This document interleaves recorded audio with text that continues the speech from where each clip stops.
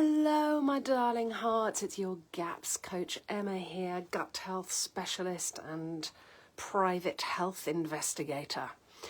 I've been crafting. It's in bulk. It's the return of the light. It's that time of year which is 6 weeks on from winter solstice, which was the last festival of the year, the wheel of the year in the Celtic tradition. You know, solstices, equinoxes, and the cross-quarter festivals, the fire festivals, you know, of Imbolc, the return of the light, that's now. Beltane, the maypole dancing game, and then there's the harvest festival, Lammas as it's known, and then we have Halloween, of course, or Samhain as it's known. Anyway, I've been hibernating really because I've had a really chronic chest infection, chest whatever. You know, I don't believe in germ theory, but it's lingered. I feel as though I'm getting rid of the whooping cough vaccine from when I was little. And I've been working out, right? And I've been using my arms. And my daughter said to me the other day, Mum, your hands are swollen. I was like, no, they're not. What are you talking about? She said, no, look, they're swollen. I said, no. I said, I've been working out. They've just filled out. They you know, they were a bit bony last time you saw me because I only see her once in a blue moon, once a month maybe these days, because I'm in France and she's in England.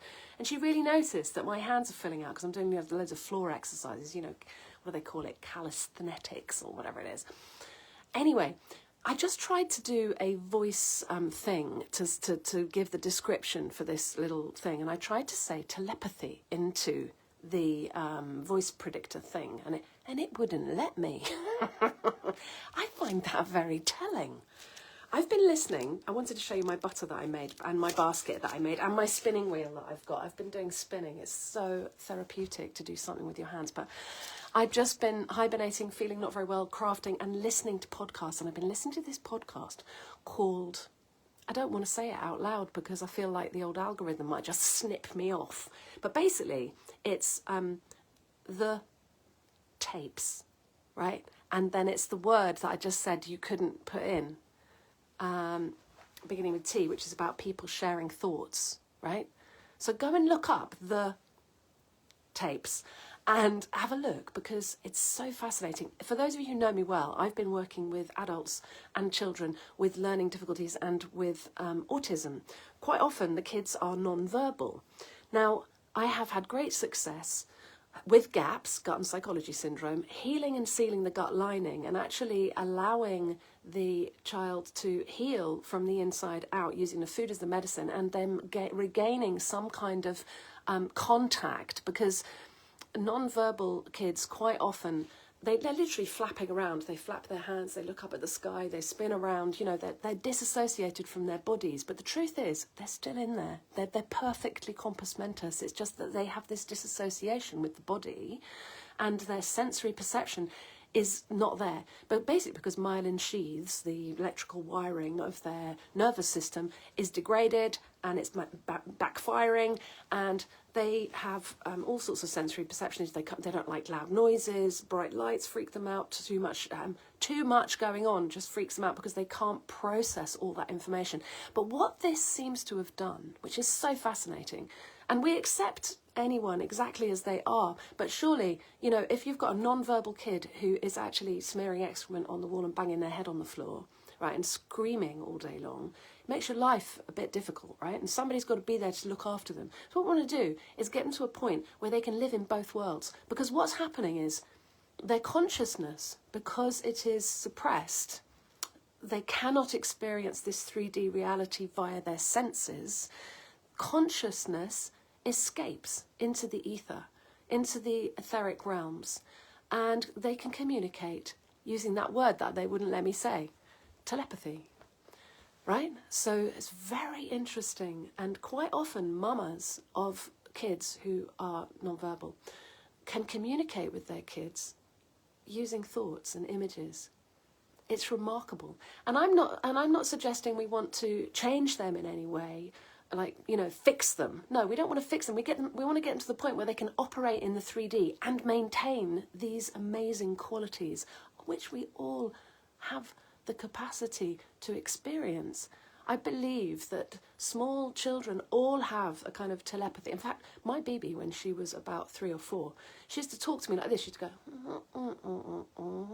and expect me to understand. And I'd be like, what? I don't understand you. And, Bibi freaked me out when she was a baby. She was this little banshee, crazy sugar monster. If I didn't give her a fix, she used to beat me up and frighten the life out of me, right?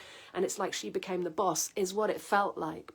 All my parents and the grandparents, were saying, you don't treat that, that girl rules the roost. And it's like, no, you don't understand. She's got ODD, which is oppositional defiant disorder. So if I say something, she's going to defy me and be oppositional to me. That's the way she was. She was no baby. Whatever I said, she'd say no, right? So I learned very early on that, I don't really push her to do anything.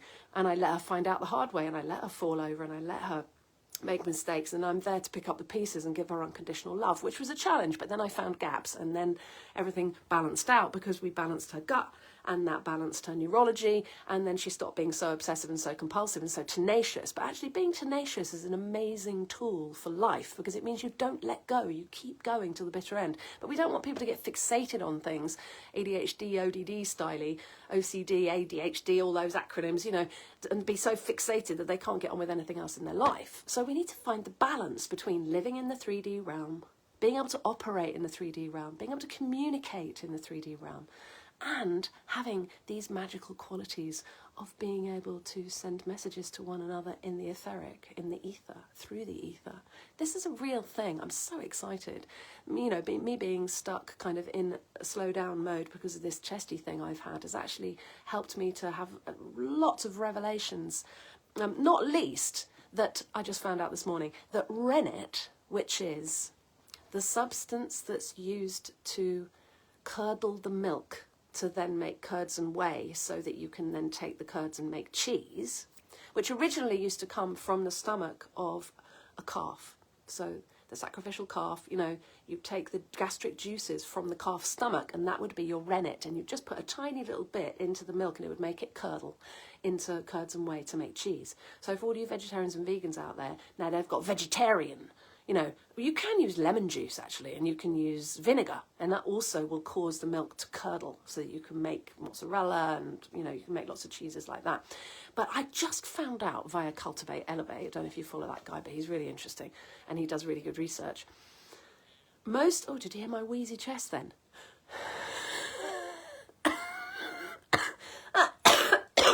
I've had a terrible cough. Anyway, sorry about that.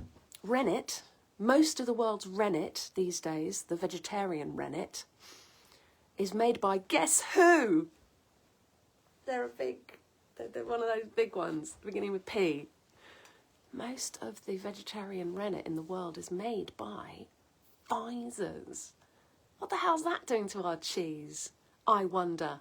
And lots of people have got complete cheese addiction, and we know that's because of casomorphines, which is maldigested cheese proteins getting into the blood, which resemble morphine. Casomorphines, they're called, are literally like an opiate, like an opioid. I've said this before. It's like your cheese sandwich could be like getting high on a cheese sandwich, because glutamorphines and casomorphines, these proteins get through to the get through the brain-blood barrier and get you high, and then 5 minutes later you want another cheese sandwich. But look, what's going on with our cheese? Anyway, I made butter the other day, and once you've made cultured cream, you can make your own cheese. You can make your own hard cheese, and you can make your own butter, and you can make all sorts. Just go and source raw dairy, for heaven's sake.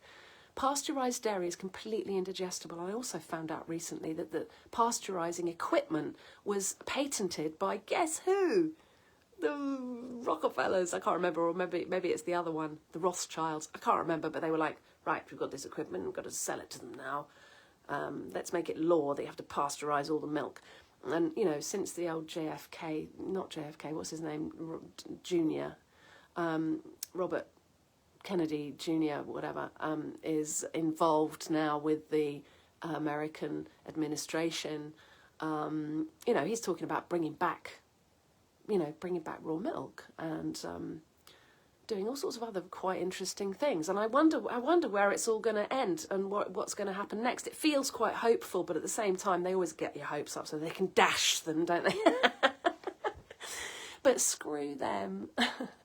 I mean, if they are trying to do a good job, good on them. But, you know, I think it's up to each one of us to actually take full responsibility for ourselves and for our health and be sovereign in our choices. And the way you do that is by fixing your body, getting your body really strong, using the food as a medicine, learning about these techniques of making your own, you know, making your own butter. This would be a lovely game for the kids to do, to churn the milk or whisk it. My daughter had to whisk the cultured cream for 25 minutes before we could make ourselves some creamy, creamy butter. Yes, I've got fingerprints in my butter. Makes all the inside of your mouth just go, because it's so alive. Anyway, come and learn how to do all this in Timeless Cookery Club.